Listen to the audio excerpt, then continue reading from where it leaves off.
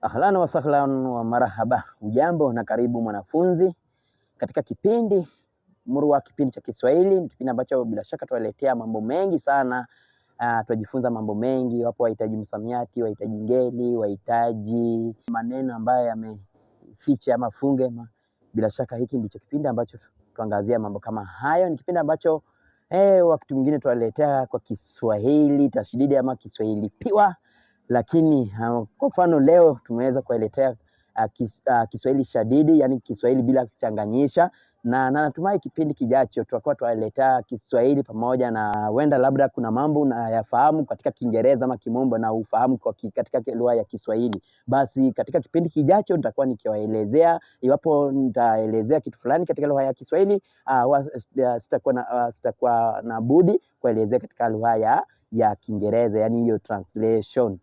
Ama katika ukalimani nitakuwa nikikamilisha katika lugha ya Kiswahili na Kiingereza katika kipindi kijacho. Kwa leo tu ni Kiswahili shadidi ama Kiswahili piwa, ambapo bila shaka tutajifunza mengi. Basi kumbuka kwa mwalimu wenu, mwalimu Kubasu ama Isa Kubasu, mwalimu aliyebobea hasa katika lugha nyenzi ya Kiswahili ama lugha ya nyenzi tasnia Kiswahili.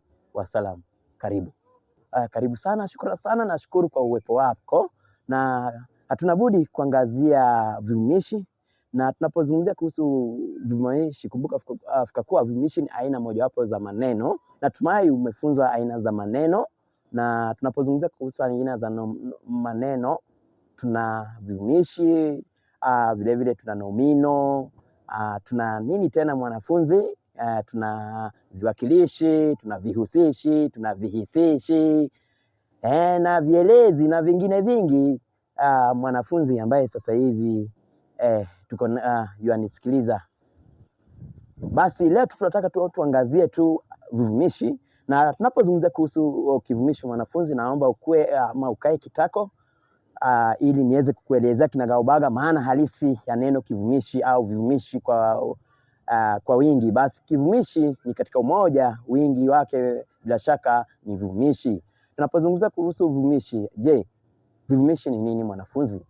Vivumishi ni aina mojawapo ya maneno ambayo tunasema kuwa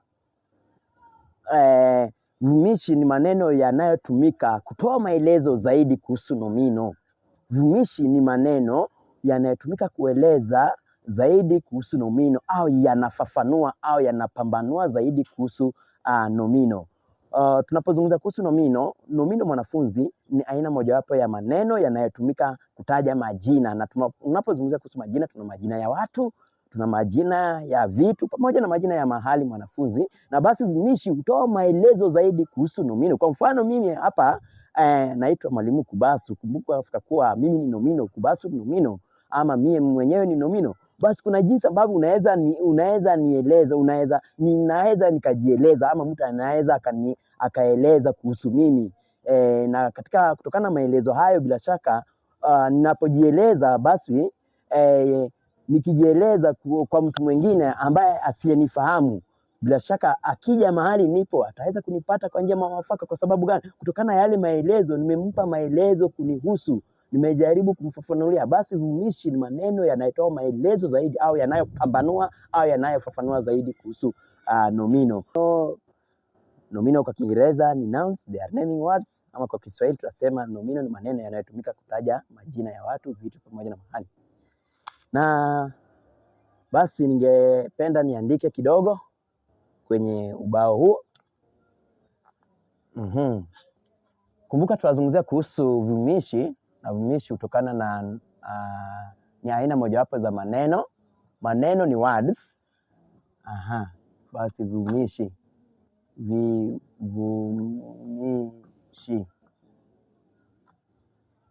Na hapo katika vivumishi tumesema hutoa maelezo zaidi kuhusu nomino. Na nomino nimesema nomino labda kwenye mabano tuweza sema ni nouns. Basi hivi vivumishi hutoa maelezo zaidi kuhusu hii nomino, ufafanua ama upambanua, yani ina elaborate. Yes. Basi basi katika vivumishi tuna aina za vivumishi, aina za vivumishi.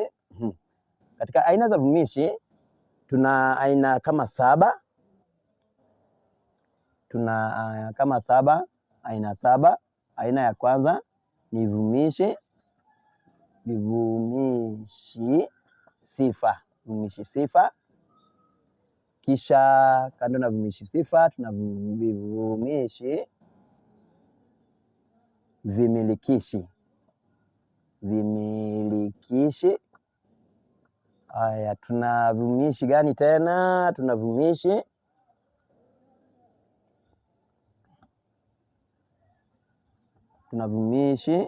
vya unganifu.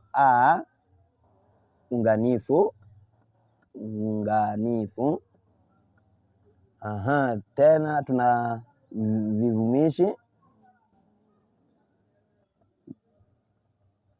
vya pekee.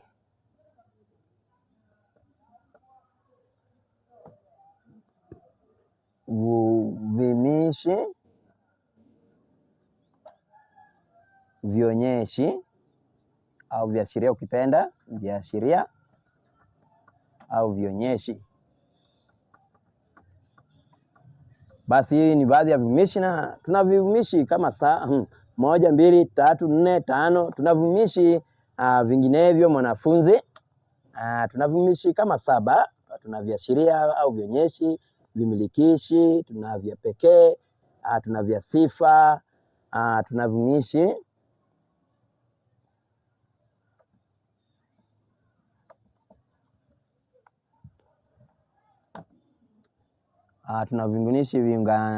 viunganishi na vingine vingi mwanafunzi. Na basi bila shaka leo tu tunataka tuangazie kivumishi cha kwanza ambacho ni kivumishi sifa ama vivumishi vya sifa.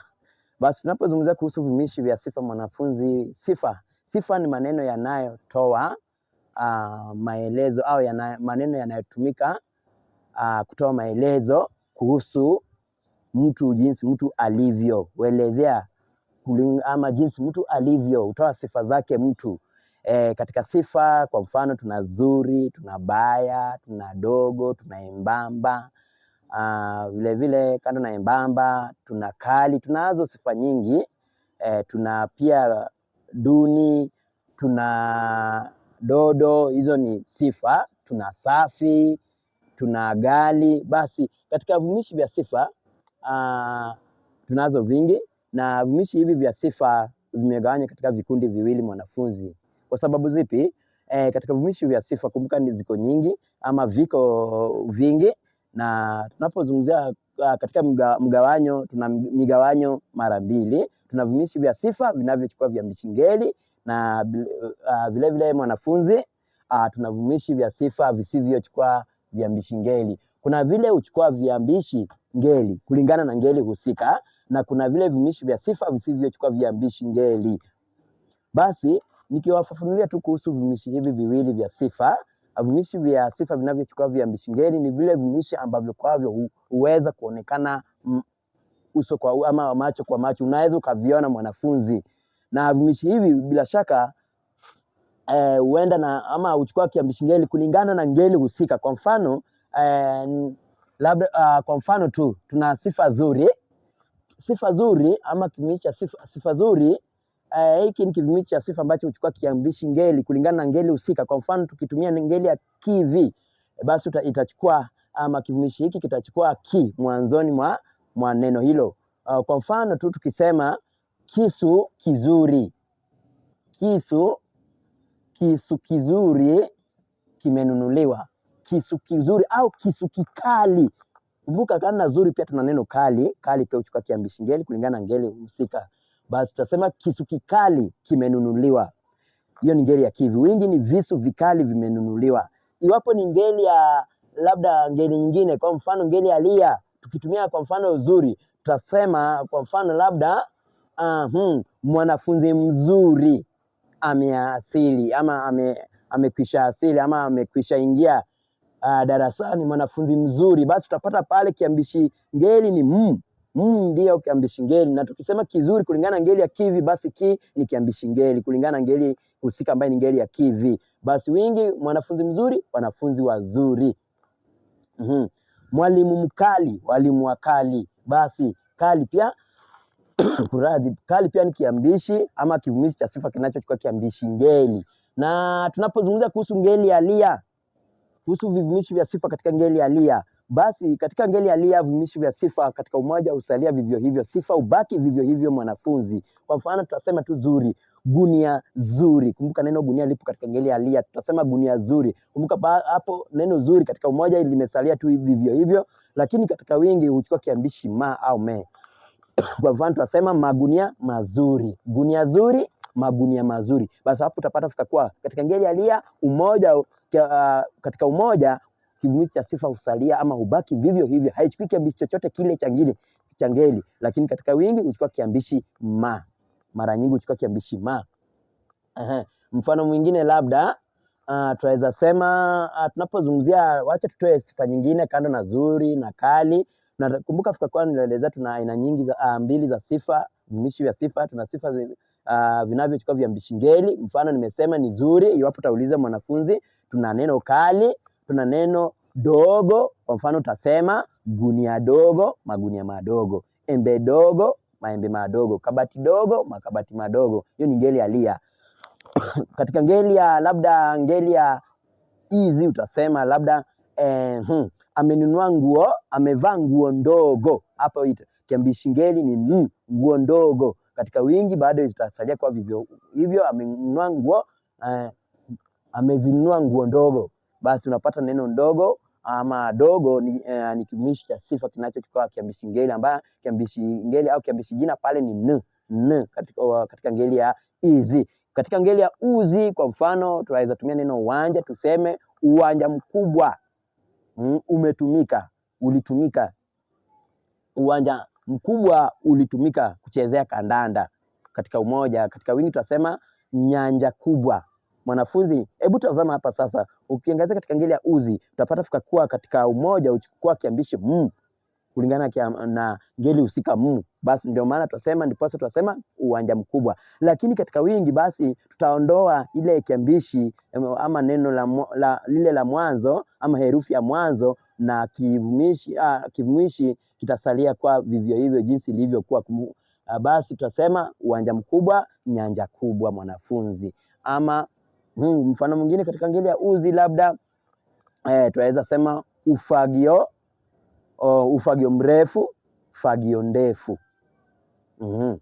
Mwanafunzi, natumai tunazidi kujifunza.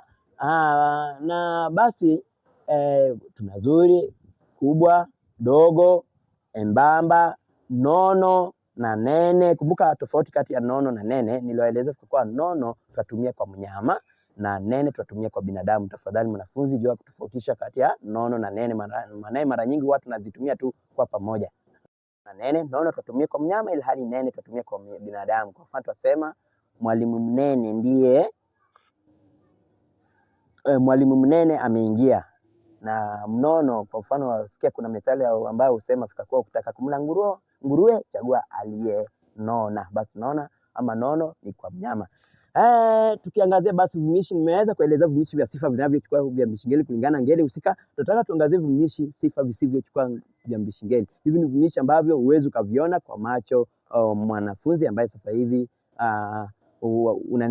unanisikiliza. Ni vivumishi ambavyo huwezi ukaona kwa macho, na basi ni vivumishi ambavyo utapata fikakuwa vichukui viambishi ngeli, havichukui viambishi ngeli. Vivumishi hivyo vinasalia kwa vivyo hivyo unapoandika sentensi ama katika utunzi wa sentensi ama katika neno unapolitumia mwanafunzi. Basi kivumishi hicho cha sifa kitasalia ama kitabaki kwa vivyo hivyo. Kwa mfano tuna neno safi, na hili neno nimeamua nitumie hili neno kwa sababu gani? Kwa sababu neno hili huwa linatumika sana vibaya sana kwa waja wengi ama kwa watu wengi sana. Basi neno safi, kumbuka fikakuwa ni kivumishi sifa, na ni kivumishi sifa kisichochukua kiambishi ngeli. Kwa mfano labda tu nikitoa mfano, tutasema mwanafunzi safi. Tafadhali hatusemi mwanafunzi msafi, tunasema mwanafunzi safi. Mwanafunzi safi ameingia darasani. Mfano mwingine tunaweza sema chakula safi. Chakula safi, hatusemi chakula kisafi na tusemi mwanafunzi msafi tafadhali. Kwa sababu zipi? Kwa sababu gani? Kwa sababu sifa ama neno safi ni kivumishi cha sifa kisichochukua kiambishi ngeli. Tafadhali tusije tukatumia neno hili vibaya jinsi ambavyo watu natumia. Tafadhali, ni dhana kwa watu wengi kwa neno safi huchukua kiambishi ngeli ama ni kama vile kuna wakati nilipokuwa nikielezea ngeli ya easy, utapata kwa mara nyingi watu huwa na dhana kwa ngeli hiyo huchukua viambishi pale vya awali. Kwa mfano utasikia mtu akisema anaenda kununua mandizi. Tafadhali hatusemi mandizi, tunasema ndizi. Mwingine anasema nimetuma kununua madawa pale hospitalini. Hapana, dawa ni dawa tu. Ndizi ni ndizi. Nguo ni nguo, sio manguo. Sufuria ni sufuria tu, si masufuria.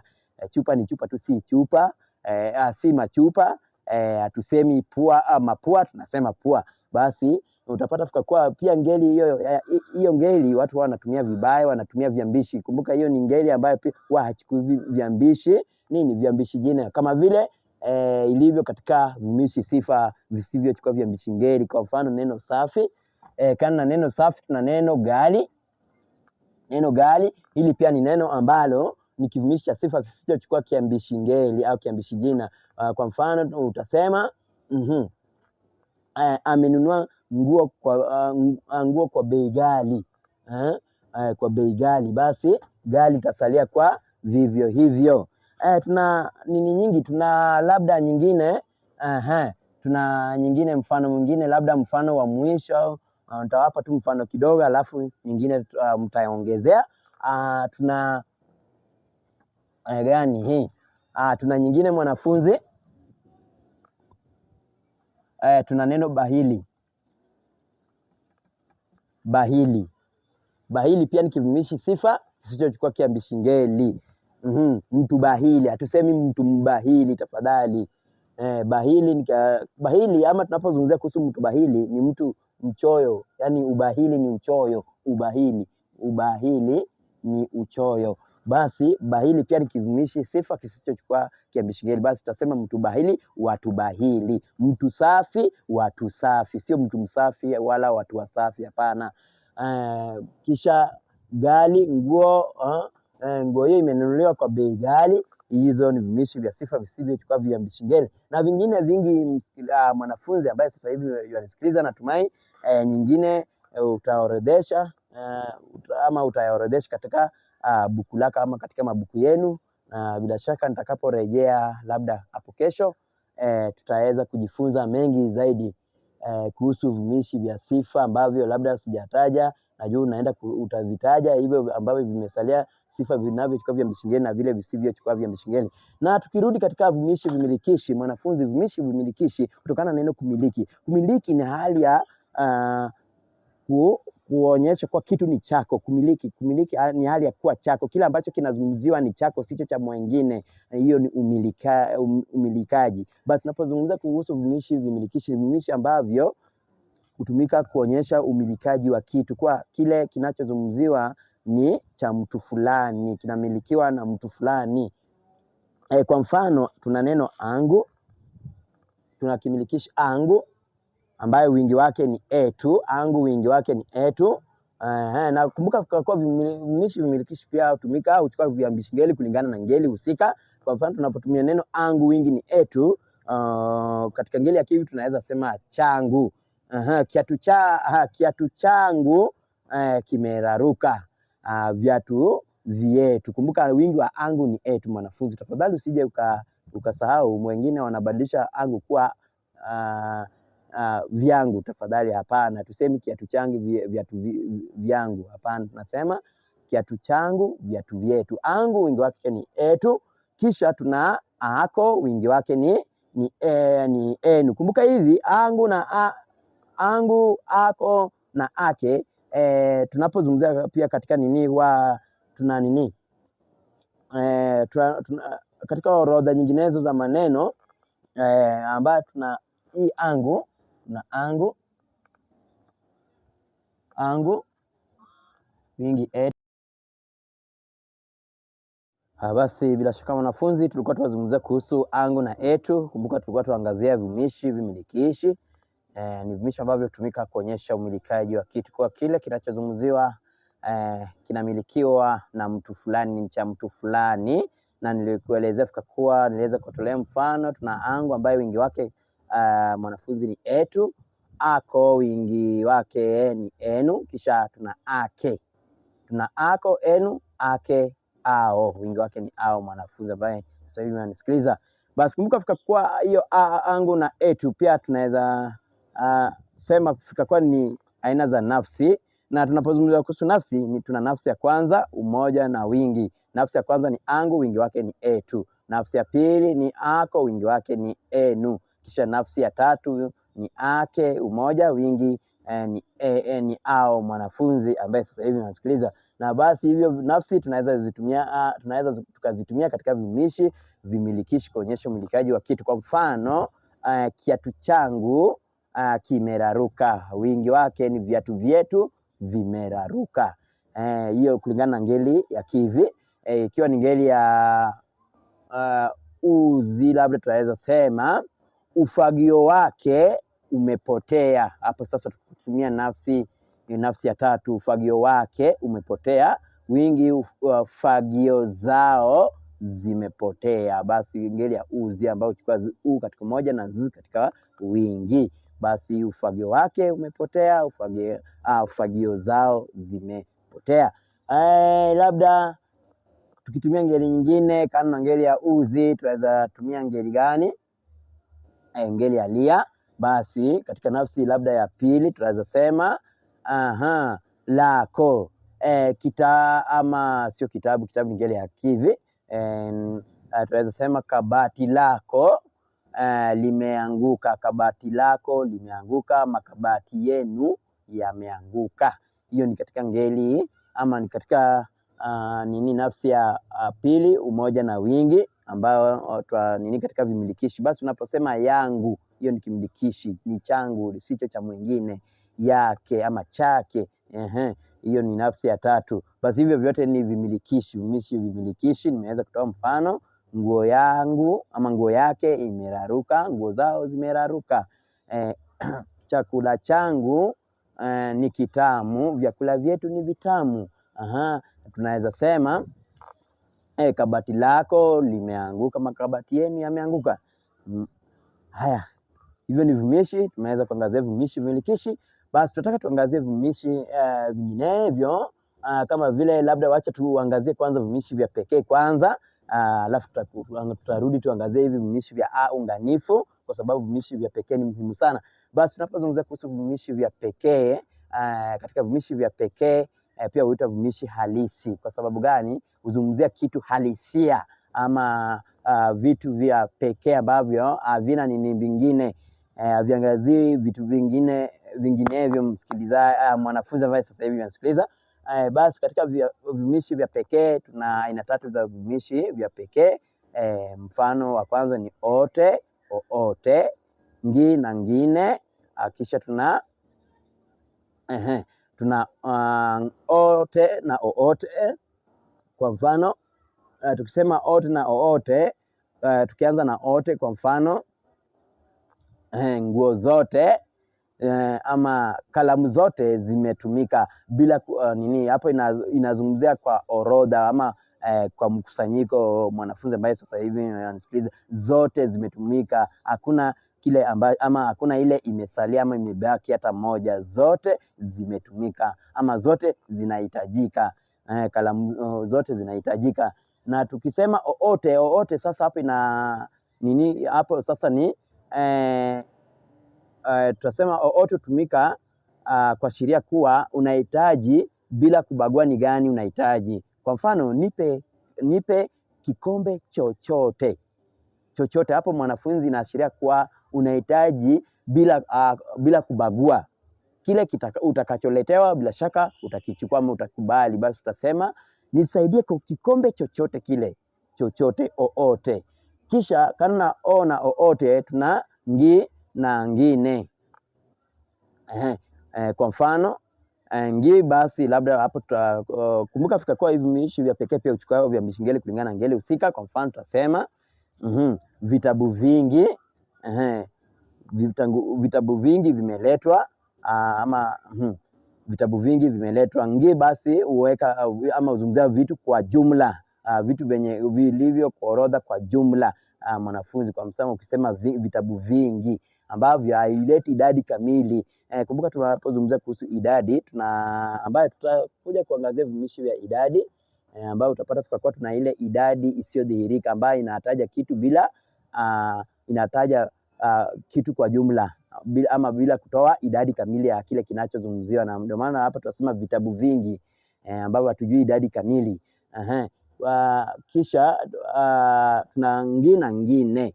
Basi tunapozungumza kuhusu ngine, mwanafunzi, ningependa tu nikueleza hapa katika ngeli ya izi na ngeli ya lia, hapo ndio uwepo na tatizo kidogo tunapotumia vivumishi vya pekee ngine. Basi tunapozungumzia kuhusu ngine katika ngeli ya izi, tafadhali tutumii, ama katika ngeli ya izi haichukui kiambishi ngeli ama haichukui kiambishi ngeli cha mwanzo ama herufi ya mwanzo. Kwa mfano hatusemi karatasi ama hatusemi zingi ama zingine. Hapo sasa tunapozungumzia kuhusu ngine hatusemi zingine, ila tunasema nyingine. Tafadhali tunasema nyingine. Basi nisaidie karatasi nyingine, sio zingine. Na katika ngeli ya lia pia hatutumii neno lingine, tunasema jingine. Badala ya li tunakilisha kwa ji, basi tunasema jingine. Kwa mfano tutasema nipe embe jingine, ila sio embe lingine. Tafadhali hayo ni mambo ambayo unafaa ujue, unafaa nini tafadhali. Tunapotumia kivumishi pekee ngine, basi ngeli ya uzi na ngeli ya izi katika wingi haichukui zi, hatusemi zingine. Na pia katika ngeli ya lia hatusemi lingine, tunasema jingine, uchukua ji katika ule mrengo wa ji, jingine, mengine. Haya basi hivyo ni vivumishi vya pekee, ote na oote, ngine. Kisha tuna vivumishi vya ashiria au vionyeshi. Vivumishi vya ashiria au vionyeshi, kuashiria ni hali ya kuonyesha, ama ndio maana tunaita viashiria au vionyeshi. Kuashiria ni kuonyesha. Basi vivumishi ambavyo huashiria ama huonyesha kile kitu kinachozungumzia mahali kilipo, mahali husika kilipo kitu hicho. Kwa mfano katika vivumishi viashiria tuna viashiria aina mbili. Tuna viashiria radidi na vile vile tuna viashiria visisitizi. Viashiria radidi ni vile viashiria ambavyo ni hali ya kurudia kitu mara mbili, ndio maana tunasema radidi. Kwa mfano hapa, basi hapa ni kiashiria hapa, njoo hapa. Na basi katika vivumishi viashiria pia huchukua ama hutumika kulingana na ngeli husika, ndio maana utapata na mara nyingi hutumia ngeli ya pa, kumu, ambayo ni ngeli ya mahali. Kwa mfano hapa, huku, kule, hizo ni ngeli za mahali, pa, kumu. Basi tutasema hapa, njoo hapa. Ama basi tunaposema viashiria radidi tutasema hapa, huku, kule, hicho, hiki, kulingana na ngeli husika. Huyu, humu, mle. Hivyo ni vivumishi viashiria radidi. Kuradidi ni kurudia kitu kimoja mara mbili. Kwa mfano utapata neno hapa inarudi ama inarejelewa mara mbili, hapa. Na tunapozungumzia kuhusu vivumishi viashiria visisitizi, ni hali ya kutilia neno fulani mkazo, unatilia mkazo neno fulani, unasisitiza. Kusisitiza ni kutilia mkazo. Na basi utapata neno ama kiashiria hapa, unaweza ukaitilia mkazo hapa. Na mwanafunzi, naomba tu nikuibia siri kidogo. Ukitaka kutilia maneno haya mkazo, ukitaka kuyatilia mkazo, kwa mfano tunakiashiria hapa, utachukua neno hili la mwisho pa, utachukua kiambishi pa, urudie mara mbili. Kiambishi hiki utakirudia mara mbili, basi papa. Kisha baada ya kukirudia mara mbili utaongeza na kiashiria chenyewe ambaye ni hapa, papa, hapa. Mfano mwingine ni huku. Basi huku utachukua kiambishi cha mwisho, urudie mara mbili, kuku. Tafadhali hatuzungumzie kuhusu yule ndege ambaye unaifahamu. Kuku alafu uongeze na kiashiria chenyewe, basi ni kuku huku, kuku huku, basi papa hapa, kuku huku, kicho hicho, kiki hiki. Mwanafunzi, basi ukitaka kurudia vivumishi hivi katika kuradidi, basi hiyo hiki, basi hiki itakuwa ni kiki hiki, kiki hiki. Unachukua kiambishi cha mwisho, viambishi vya mwisho, alafu unarejelea mara mbili, au unarudia mara mbili, kisha unaongeza na kiashiria chenyewe, kiki hiki, kicho hicho. Hivyo ni vivumishi vya sheria, vivumishi vya sheria au vionyeshi. Na katika viashiria tuna viashiria radidi na tuna vile tuna viashiria visisitizi. Basi kusikia yuyu huyu, mwanafunzi yuyu huyu ndiye aliyeniibia. Yuyu huyu, unasisitiza ni yuyu huyu, si mwingine, yuyu huyu. Nipe kitabu kicho hicho, nipe kitabu kicho hicho. Mfano mwingine, mwanafunzi, basi kumbuka tumetoka kuangazia vivumishi vya vimilikishi vya pekee, na sasa hivi tuko vivumishi vya sheria au vionyeshi. Na hapo katika vivumishi vya pekee kuna kitu kimoja nilikuwa nimesahau. Kimoja tu nilizungumzia tu ote na oote, nikazungumzia ngine, nikakumbuka. Unajua sisi binadamu na akili tunafanya mambo mengi, hii akili inafanya mambo mengi. Basi tuna ile enye na enyewe ambayo nilikuwa nimesahau kuelezea. Tuna enye na enyewe pia ni vivumishi vya pekee. Basi enye na enyewe. Kwa mfano utasema mwanafunzi, mtoto mwenyewe ameanguka. Enyewe hutumika kuashiria kuwa kile kinachozungumziwa kimetokea pasipo na kusababishwa na mtu ama na kitu. Kwa mfano ukisema mtoto mwenyewe ameanguka, ni yeye mwenyewe ameanguka pasi na kusababishwa na mtu mwingine. Ameanguka mwenyewe, hakuna mtu ambaye aliyemsababishia kuanguka kwake mwenyewe. Na tukisema mwenye, babu mwenye fimbo, ambaye sasa mwenye hapo pia huonyesha umiliki, ambaye enye huonyesha kuwa ni mtu fulani, kile kinachozungumziwa kinamilikiwa na mtu fulani, sio mwingine. Kwa mfano ukisema babu mwenye fimbo, mwanafunzi ambaye sasa hivi anasikiliza, basi tuna pia enye na enyewe ambavyo ni viko katika vivumishi vya pekee. Vivumishi vya pekee ni vya tatu. Tuna ote, oote, ngine na ngine, kisha tuna enye na enyewe. Alafu vivumishi vya ashiria ambayo tulikuwa tunaangazia, nimesema tuna viashiria radidi, tuna viashiria visisitizi. Kwa mfano hapa ni radidi, huku pia ni radidi, hicho ni radidi. Lakini tunaposisitiza tunachukua kile kiambishi cha mwisho cha radidi ama cha kivumishi hicho cha kiashiria, alafu tunarudia mara mbili, alafu kisha tunaongeza na kiashiria chenyewe. Kwa mfano hapa tunachukua neno pa, alafu tunarudia mara mbili, baadaye tuongeza kivumishi chenyewe. Basi papa hapa, kiki hiki, kicho hicho, lili hili, yuyu huyu. Kisha tuna vivumishi ambavyo tunataka tuangazie cha mwisho kabisa katika kipindi hiki cha leo. Tunabudi kuangazia vivumishi vya idadi. Na tunapozungumzia kuhusu vivumishi vya idadi, tuna aina tatu za idadi. Tuna idadi kamili, tuna idadi isiyo kamili ama isiyodhihirika, na bila shaka tuna idadi kiasi. Mwanafunzi, idadi kamili huzungumzia kuhusu kile ambacho ama kile kinachozungumziwa, ama huzungumzia idadi yenyewe kamili ya kile kinachozungumziwa. Kwa mfano tuna 1, 2, 3, 4, 5, 6, 7, 8 hadi mahali tutafikia. Hiyo ni idadi kamili. Na katika idadi kamili, kumbuka kwa katika hizi idadi tuna idadi ambayo haichukui kiambishi ngeli. Kwa mfano 6, 7, 9 na 10. Hizi ni nambari tasa. Nambari tasa ama nambari guni, nambari ambazo hazichukui viambishi ngeli au viambishi jina kulingana na jina husika ama ngeli husika. Basi utasema kwa mfano wanafunzi 6 wamo darasani. Wanafunzi 6, kuna wanafunzi 6 darasani, hatusemi wanafunzi wa 6. Basi unaposema wanafunzi 6, hiyo ni idadi kamili. Wanafunzi 6 ni wangapi? Ni wanafunzi 6. Watu watatu, walimu watatu, wageni watatu wameingia ama wameletwa watatu. Basi tatu ni kivumishi, ni idadi inayochukua kiambishi ngeli tatu, tutasema watatu. Kisha tuna moja, mbili, ambaye mbili pia huchukua kiambishi ngeli kulingana na ngeli husika, utasema viwili ama wawili, watatu, wanne, watano, wanane za mwanafunzi. Lakini 6, 7, 9 na 10 havichukui viambishi ngeli tafadhali, hizo ni nambari tasa.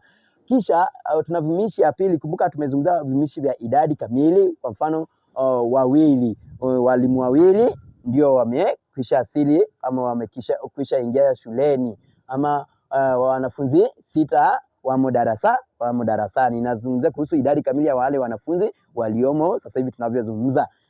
Kisha tuna idadi isiyodhihirika. Idadi isiyodhihirika pia ni idadi isiyo kamili, inataja kitu bila kutoa idadi ya kile kinachozungumziwa halisi ama kamili. Kwa mfano ukisema tuna neno chache, tuna chache, tuna foko.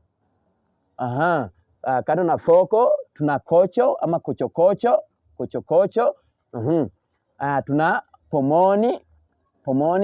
Hivi ni ama ni mifano ya vimishi, ama hivi ni aina mojawapo ya vimishi vya idadi isiyodhihirika. Haitoi idadi ya kamili ya kile kinachozungumziwa. Kwa mfano tutasema kuna watu katika sherehe ile kulikuwa na watu foko. Foko ni wengi, badala ya kusema nyingi utasema foko. Ambapo pia wengi pia ni kimishi cha idadi isiyodhihirika, wengi. Kuna watu wengi.